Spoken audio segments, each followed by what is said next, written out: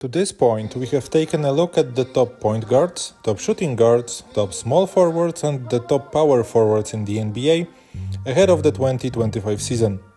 We finally wrap up this off-season series today with the top 10 centers in the NBA for the upcoming year.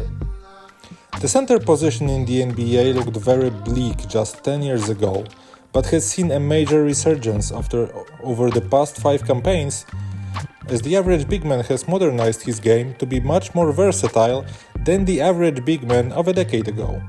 Without further waiting, let's go to top 10. And on number 10, we have Kristaps Porzingis.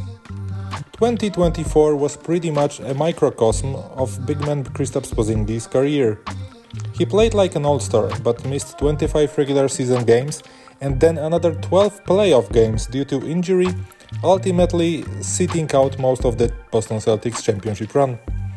It was truly unfortunate, as Porzingis has acclimated beautifully to playing with Boston, scoring at a high level, rebounding, blocking shots and hitting deep threes to open up the rest of the Celtics' potent offense, fitting in wonderfully to the team's championship puzzle. I am hoping for better health for Porzingis in 2025, as the original unicorn was one of the first modern big men to revitalize the decaying center position 8 years ago, when he got drafted by the New York Knicks. Number 9. Chet Holmgren. The second place finisher in Rookie of the Year voting in 2024, Chet Holmgren had a great inaugural campaign in the association, flashing immense skills on both ends of the floor, primarily as a face-up scorer with driving ability, but also as an elite shot blocker, one who ranked in the top 5 in nightly rejections last season. Holmgren's narrow shoulders and lack of strength could be a hindrance as far as projecting his overall ceiling, but he does seem like a player who could be an all-star one day. I would just like to see what his year 1 to year 2 jump looks like, before making any bold proclamations about him. Overall, Holmgren, who is basically a wing who plays center, does have plenty of upside, and I'm excited to see what he looks like in his sophomore season, especially on the offensive end of the floor if his three-point shooting takes a leap. Number 8. Rudy Gobert. The heavily criticized Rudy Gobert gave his detractors some ammunition this summer when he got benched during France's run to the gold medal game. With France struggling in exhibition games and early in the tournament, French head coach Vincent Collet went with Wembanyama and a smaller lineup around him, using Gobert as the deep bench piece who didn't see that much action in the knockout rounds. Still, that's nowhere near enough to knock Gobert in this ranking, as the double-double machine is a fantastic finisher around the basket, to go with his obviously elite defensive impact, which earned him the Defensive Player of the Year award for the 4th time. Gobert also played a large part in getting his Minnesota Timberwolves to the Western Conference Finals last season, so his last year has had plenty of team success despite his somewhat rough go with France. The Gobert detractors will likely never lay off when it comes to the French big man, using his limited offensive game and poor defense on ball handlers against him. But there is no question the 32-year-old is one of the best defenders of all time and a future Hall of Famer. Number 7. Alperen Sengun. He is a promising center with a decently high ceiling thanks to his offensive game.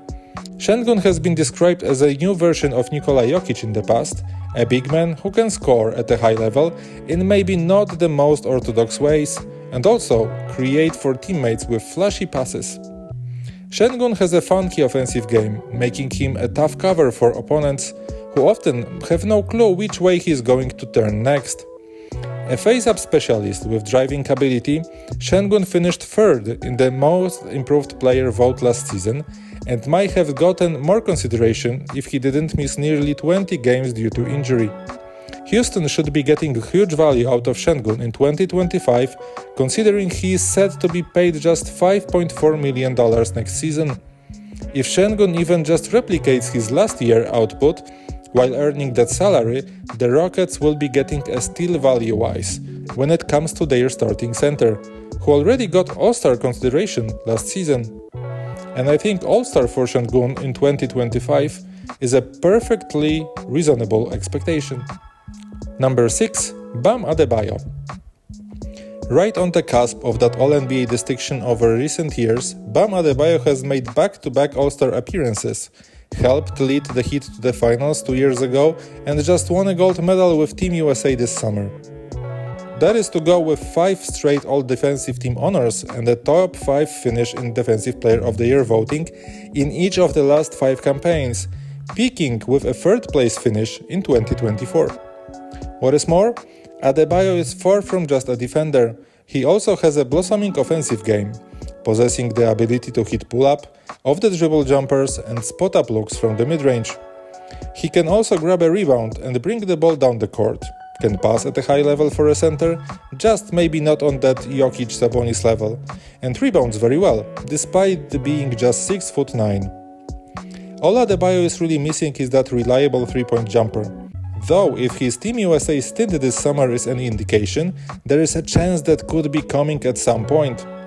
If the 27-year-old can at least hit spot-up corner 3-pointers, that would open up his already impressive offensive game even more. Number 5.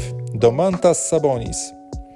If he didn't peak in the era of Jokic, Sabonis would be seen as one of the best playmaking centers of all time, as he is putting up 7 assists per contest over the past 4 seasons.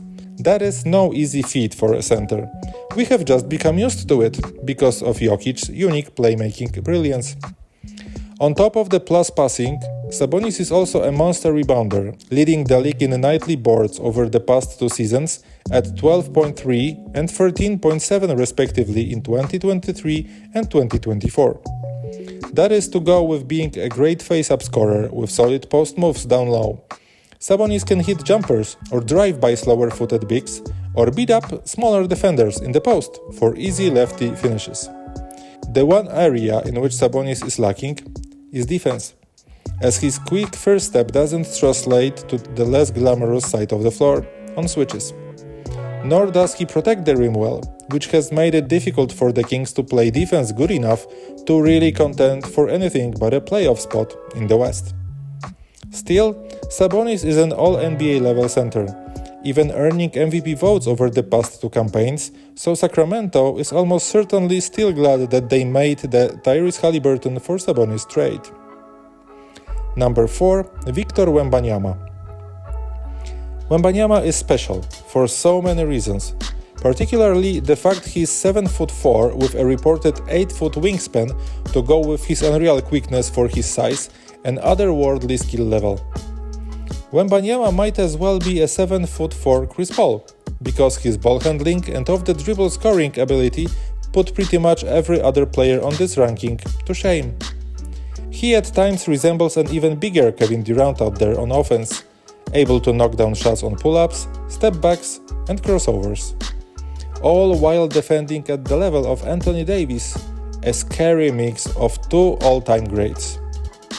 Wembanyama just became the first rookie in league history to earn first-team All-Defense honors, and he was even getting shouts to earn Defensive Player of the Year in his inaugural campaign, giving us little doubt he will eventually win that award, more than likely multiple times. That's not the only major accolade we see Wembanyama winning in the future, as the French center has potential league MVP written all over him. He should be that dominant on both ends of the floor. He's got a great mentality too, really seeming to value winning over personal glory, as evidenced by his reaction when his French national team fell to Team USA in the gold medal game at the Olympics this summer. The Spurs have a truly special talent on their hands, and I really can't wait to see how his game grows from his rookie to his sophomore campaigns. Number 3. Anthony Davis. Coming off the healthiest season of his career based on games played, Davis remains one of the best big men in the league, an absolute monster on both ends of the floor thanks to his very unique quickness in a 6'10" and 250-pound package. Davis possesses guard-like skills at his size, can face up and score on slower-footed big men, hit shots off the dribble, drive and finish over anyone thanks to his unreal length, block shots at an elite rate, rebound extremely well on both ends and even do some light playmaking. The former number 1 overall pick has lived up to his draft bidding. and then some in his NBA career, and is a future Hall of Famer. Davis ranked as roughly a top 10 player in the league according to advanced statistics last season, and looks primed to take over the mantle for LeBron James and keep the Lakers in borderline contention whenever the 4-time league MVP does finally decide to call it quits.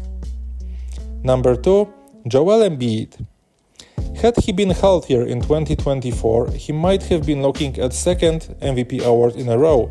His numbers in limited action were that impressive.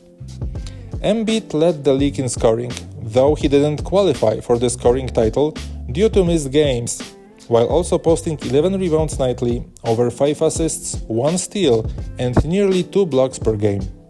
And he did that all while shooting almost 53% from the floor and 39% from 3.